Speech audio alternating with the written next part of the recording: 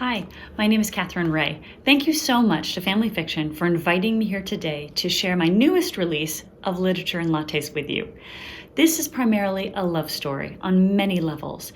It's the love story of a town, people coming together, the love story between a mother and a daughter, finding each other again, both as adults and on the brink of hopefully a new and better relationship.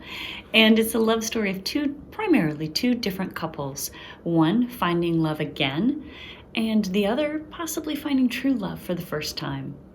So they invited me also to read to you a little bit.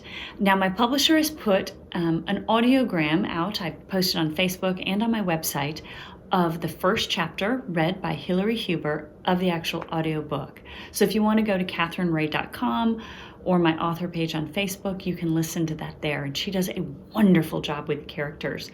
But what I thought I might do is introduce you to the town and read the prologue to you.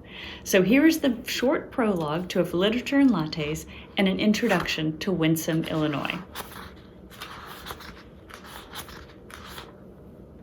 It finally happened. Spring arrived in Winsome, Illinois.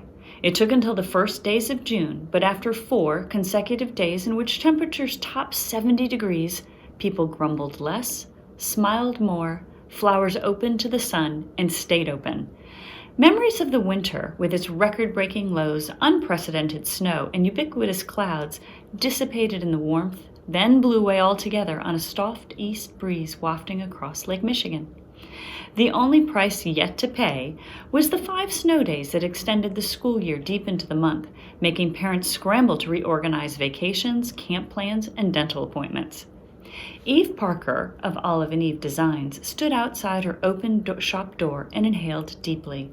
She had learned this new type of breathing in her first yoga class 3 weeks ago and believed she was finally getting the hang of it.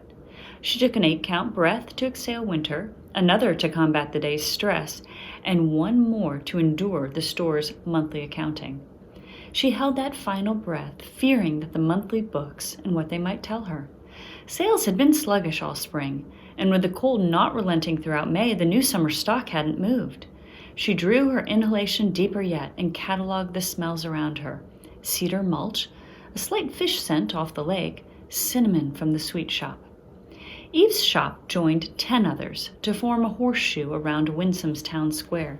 It was a small plot of land, no more than a good-sized backyard really, with 4 brick paths, dividing it into quarters and meeting in the middle at Winsome Town's World War II memorial.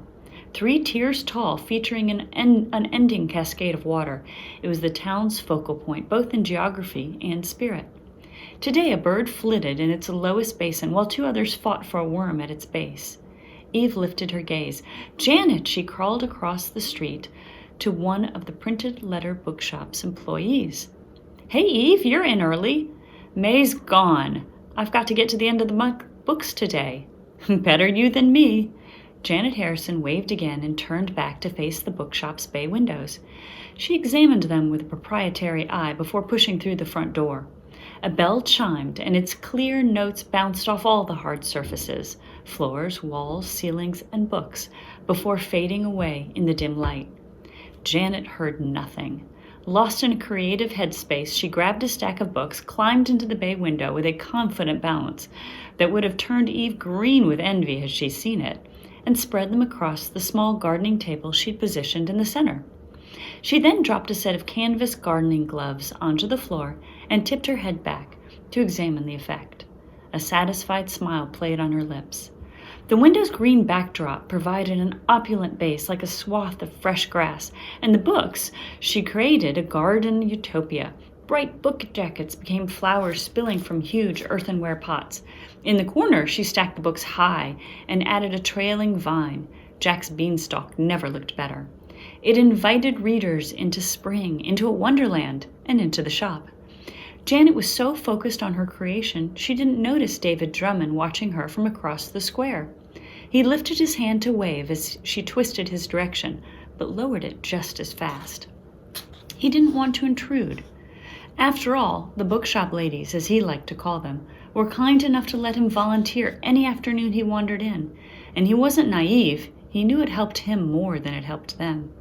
Oftentimes, he would recommend a book and then not know where to find it, and one of them had to guide both him and the customer. Only last week he'd attempted to shelve stock, and while he'd gotten the alphabetical order right, nothing ended up in the right section. Turns out Enneagram numbers had nothing to do with math and everything to do with emotional intelligence and self-help. Best not be omnipresent, he told himself as he continued his daily walk, working to loosen all that was tight within him. At 76, he thought ruefully, just about everything felt tight. As he stretched his neck side to side, a periphery motion caught his attention. "George, what are you doing out so early?" He crossed the street and walked the few steps to the benches circling the fountain. Without another word, he lowered himself next to his friend. Dew from the cool iron seeped into his khaki pants. "Marjorie's worn out and not sleeping well. I went to fill a new medication for her. Did you know the pharmacy opens at 7? I didn't know anything other than the coffee shop opened so early." But Marjorie knew. "I think she wanted me out of the house." He lifted a small white paper bag. Pills rattled within a plastic bottle. "How is Marjorie?" David's question carried an affectionate lilt. He watched George's eyes light up as they both felt the gentle tug of memory to better days. George shook free first. "She's tired." He kept his focus on the Fountain Memorial. "We got used to living without them, didn't we? We were too young when our brothers left, didn't know anything else. But I don't think I will get used to this." David laid a hand on George's shoulder. "You don't get used to it, as hard as it is, and I don't want to." George nodded and stood. David, holding the back of the bench for support, did the same. The two men faced each other. "Coffee before you go? I've missed sparring with you these past couple weeks." David, several inches taller and several pounds thinner, pointed to the coffee shop. "Its grand opening is today." George nodded and lifted the bag. "Give me a couple hours. I want to get home to Marjorie for these, and she's usually best in the early mornings." David watched his friend go. "I'll meet you here at 9. He should have mentioned the fountain. How it had been good of George when he was mayor to install that heater years ago. He should have reminded his friend that he wasn't alone, that joyful bubbling in a fountain and in a life can happen even amidst the harshest winters. "Mr. Drummond?" Jill Pennant stood in the doorway of the sweet shop, leaning on her broom. "Come try a new recipe." David patted his flat stomach and shook his head. Jill laughed and whisked his refusal away with a single swipe of her hand. "You're not watching your weight. Come on in." David stepped inside the shop and grinned. Dew, sunshine, and a breeze off the lake were good, but nothing beat cinnamon, sugar, and the warm yeast smell of rising bread. Betty had baked every Saturday morning of their 54-year marriage. Yes, some memories you held tight, even if they carried a little sting. "How's your mother doing?" Jill's expression clouded. "She's okay. Good days and bad days. It's hardest when she doesn't recognize me. I keep thinking of my own kids. To be honest, it scares me. It scares her, too." David waited. Jill's lips stayed parted just an inch as if there was more to say, but she seemed to blink the thought away, so he stepped into the silence. "I understand that, and I'm sorry. She and Marjorie Williams were on prom court together back in high school. George just said Marjorie is struggling, too." "I heard that." David smiled and changed the topic. "What's that wonderful smell?" "Try it." Jill handed him a slice of coffee cake resting on parchment paper. It was still too warm to the touch. "I'm using a different cinnamon, and I've added almond extract to the batter. Also, some rosemary. Tell me if it's too much. I'm trying out some new ideas." "Does the coffee shop have you nervous?" Jill looked past him out the window. "The Daily Brew didn't compete too much with us, but I don't know what baked goods Andante plans to sell. And the sweet shop could use something new, don't you think? Mom held on to some of our recipes since I was born." "Good baking is timeless." Jill shrugged. "But I need to make something new, do something different. You don't grow any other way, do you? You don't stay sharp. I mean, things change whether we want them to or not." David nodded. He heard fear in her voice and couldn't blame her. Losing her mother bit by bit, memory by memory, was a terrifying thing.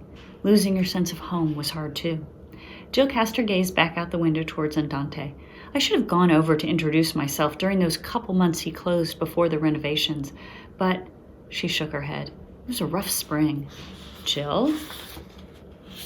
She snuffled. Don't worry about me, Mr. Drummond. I'm just tired today. You should probably start calling me David, don't you think? She laughed. Wouldn't that horrify Mom? No, I don't think I could get used to that. I understand. I hope you get some rest soon. He raised the square of coffee cake in his hands in thanks and turned and walked out the door. David took a few steps down the sidewalk, then stopped and stared at the new coffee shop across the square. It felt strange not seeing the old hand-printed Daily Brew sign with its red poppy border mounted above the door. It had hung there since 1977, the very year he and Betty moved to Winsome. He chuckled softly. The only stable thing in life is change, he thought, and no, you don't get used to it. So that's the prologue to Literature and Lattes. Thank you so much for spending this time with me. I hope you have a wonderful, wonderful day, and I hope to see you soon. Bye-bye.